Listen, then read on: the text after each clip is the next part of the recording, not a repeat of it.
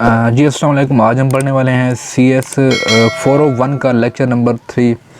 Branching इस topic का नाम है, लेकिन इसके अंदर कुछ और डिस्कस किया गया है।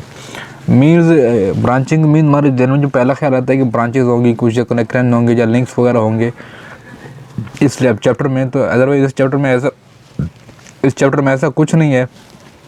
जैसे क्या कहते हैं, इस जो हमारे पास लेक्चर है इसके अंदर हमारे पास कंपैरिजन एंड कंडीशनल जंप्स हैं या कंडीशंस हैं, उनके बारे में ये बात करेगा और उसके बारे में बताएगा कि हम जब असेंबली प्रोग्राम लिखते हैं तो हमारे पास किस टाइप की कंडीशंस होती हैं, उन कंडीशन के बेस पर किस टाइप्स का हम जंप करते हैं ओवर द हमारी राइटिंग एग्जीक्यूटिव प्रोग्राम या एग्जीक्यूटिंग इंस्ट्रक्शन। ठीक है, इंस्ट्रक्शन की बेस पर या हमारे पास जो भी हम डेटा वैल्यू होती हैं उनकी मदद से हम किस तरह जंप करते हैं। जंप मीन हम वैल्यू या स्किप करते हैं या मूव करते हैं या वट एवर आप जो भी इसको नाम दे दें, जो आपको बेहतर लगे उस बेस पर हम इसको क्या कहते हैं करते हैं। हमारे पास कंडीशनल जंप्स होते हैं, हम वो देखेंगे। हमारे पास और डिफरेंट कंपैरिजन होते हैं, हम वो देखेंगे। एंड इसी बेस पर ये सारा जो आपका टॉपिक है या आपका ये लेक्चर है इस पर बेस कर रहा है, आपकी कंपैरिजन पर एंड आपकी कंडीशंस पर। तो होप सो ये थ्योरी आपने खुद ही पढ़नी है। I am not going to read this, मैं डायरेक्ट आऊँगा। ये जब आप थ्योरी पढ़ेंगी तो इसमें अंदर कुछ थोड़ी बहुत एग्जांपल्स हैं, वो आप या एग्जांपल वाइज कहूँगा, एक्सप्लेनेशन है जो थोड़ी बहुत इंपॉर्टेंट है in the sense of MCQs, वो आपने बैठ के रीड करनी है लाजमी। ठीक है, एंड हमारे पास आ जाए जी फर्स्ट हमारे पास ये कंपैरिजन हो रहा है। हमारे पास ये एक डेस्टिनेशन रजिस्टर है एंड एक सोर्स रजिस्टर है, उसमें हम ये कंपेयर कर रहे हैं। हमारे पास एक ज़ीरो फ्लैग वो इज इक्वल टू 1 होता है। जब हम इनको क्या कहते हैं कंपेयर करते हैं तो हमारे पास ये कह रहा है कि हमारे पास when the source is subtracted from the destination both और रिजल्ट इज़ ज़ीरो। ठीक है, जब हम अपने डेस्टिनेशन फ्लैग से सोर्स फ्लैग को कंपेयर करते हैं या सब्ट्रैक्ट करते हैं तो हमारे पास जो रिज़ल्ट आता है वो ज़ीरो आता है। तो हमारे पास ज़ीरो जो flag ZF means for zero flag, हमारे पास इसमें जो रिजल्ट होता है वो ज़ीरो होता है। This work for the both sign and unsign number. Remember that कि ये जो हमारे पास वर्क करता है ये दोनों साइंड एंड अनसाइंड नंबर्स के लिए वर्क करता है। ये नहीं होता कि ये क्या कहते हैं सिर्फ एक साइन के लिए या अनसाइन के लिए काम करे, दोनों के लिए काम करे। अब हमारे पास ये जो कंपैरिजन आ रहा है ये unsigned destination and unsigned source. ठीक है, हमारे पास carry flag CF stand for carry flag, इसमें 1 जनरेट होता है। अभी कह रहे हैं कि हम जब कैरी फ्लैग और अनसाइंड सोर्स एंड डेस्टिनेशन को क्या कहते हैं कंपेयर करते हैं तो हमारे पास जो बोरो में जो कैरी फ्लैग जाता है वो 1 जाता है। ठीक है, जब हम unsigned destination and unsigned source को कंपेयर करते हैं या सब्ट्रैक्ट करते हैं तो हमारे पास एक बोरो जनरेट होता है और वो बोरो जाके सेट होता है, कैरी फ्लैग सेट होता है, उस कैरी फ्लैग में जाके स्टोर होता है। अब ये कह रहा है कि unsigned destination and unsigned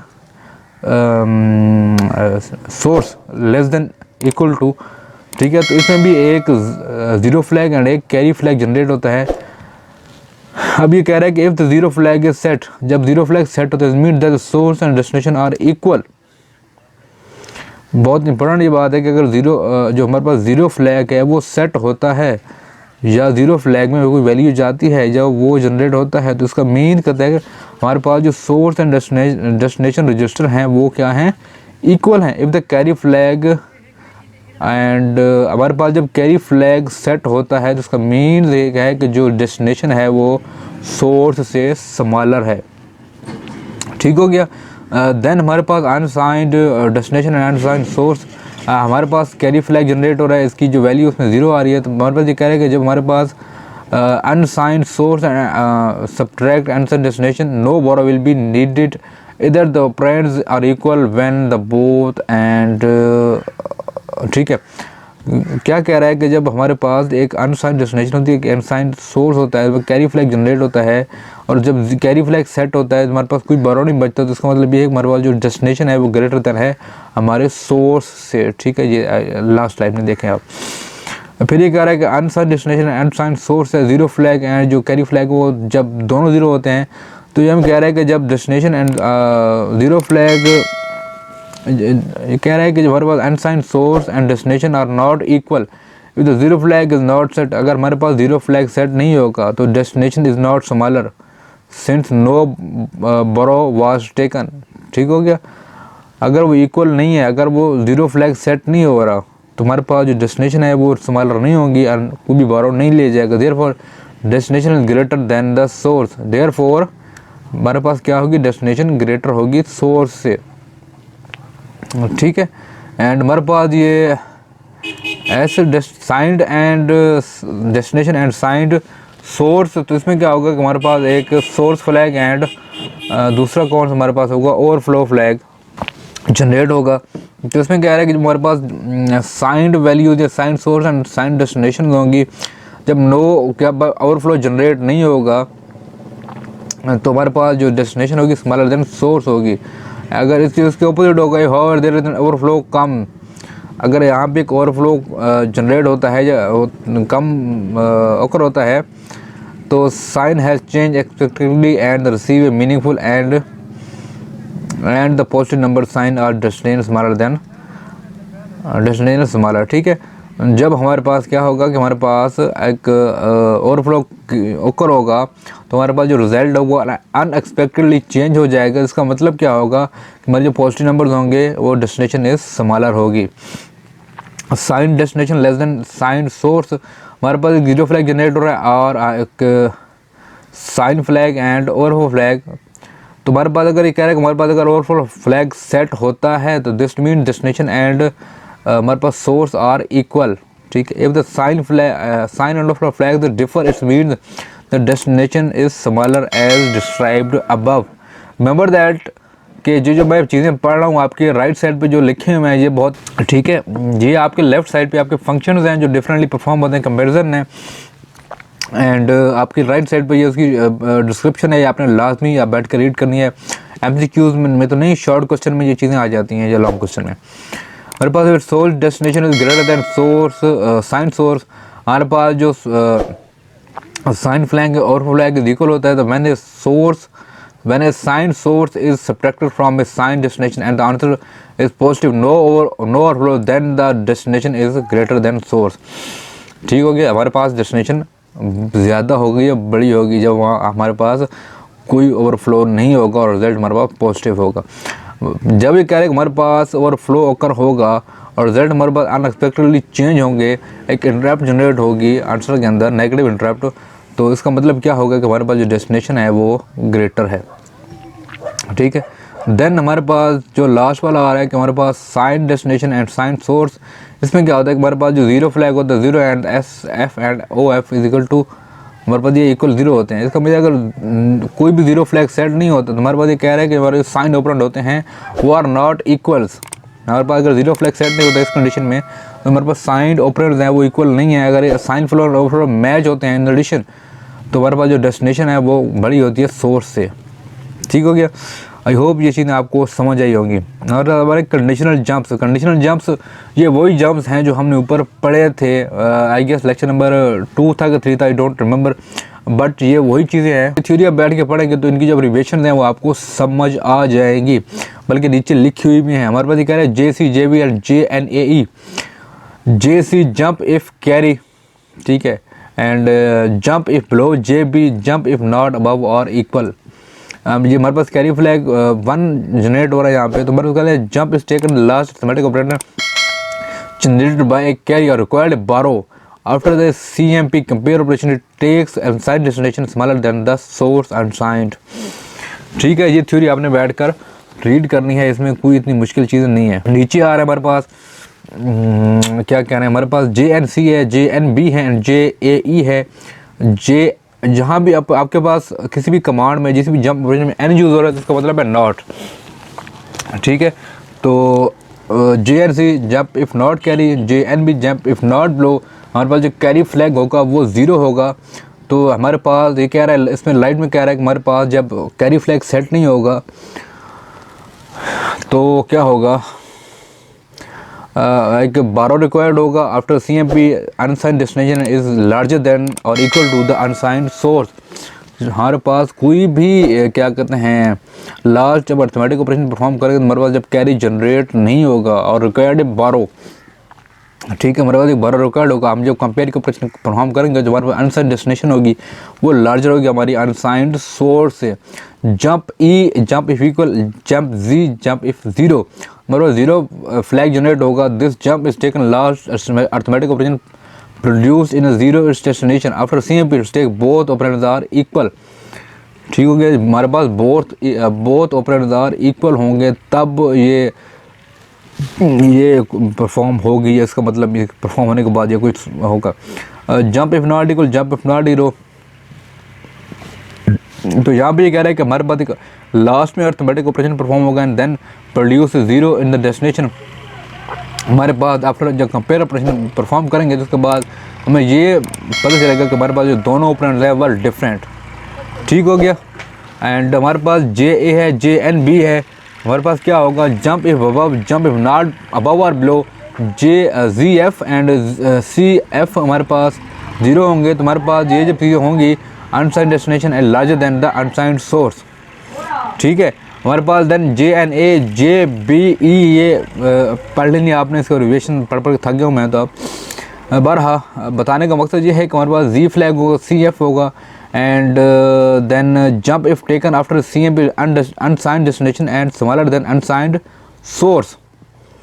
then ये सारी चीज़ें वैसे ही हैं, आपने इसको बैठ के रीड करना है, कोई इतनी मुश्किल नहीं है। आपने बस ये हमारे पास ये ओवरफ्लो स्टेटमेंट्स हैं, कंपेयर स्टेटमेंट्स हैं, उनके अगर उन्होंने बताया हुआ है कि अगर ये चीज़ परफॉर्म हो रही होगी तो उसका जो रिजल्ट होगा वो कुछ इस तरह होगा। क्लियर हो गया जी। ये सारी हमारा जो आज का लेक्चर है इसी पे बेस कर रहा है। ये थ्योरी आपने बैठ कर रीड करनी है, nothing is important that. Then हमारे पास ये एग्जाम्पल है, एग्जाम्पल 3.1 ये कह रहा है। ठीक है, अब एग्जाम्पल 3.1 में अब देखते हैं कि वो क्या कहता है।